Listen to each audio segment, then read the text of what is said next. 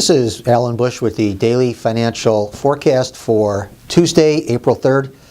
Starting out with the stock index futures, after the pressure that we did see yesterday, good recovery gains today, actually on very limited news.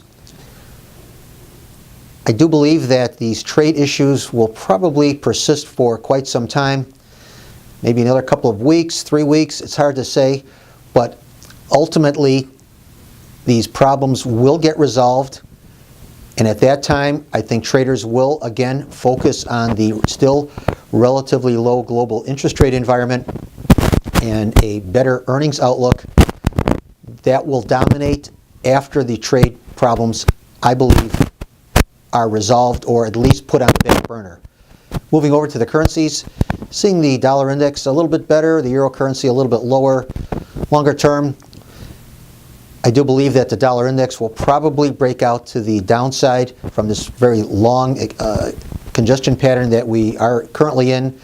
By the same token, I would expect the euro currency to advance and break out to the upside. It also is in a very broadly based congestion pattern. Seeing the Australian dollar a little bit better, even though the Reserve Bank of Australia at their policy meeting today kept interest rates at a record low 1.5%. This is the 18th consecutive meeting where the RBA kept rates unchanged.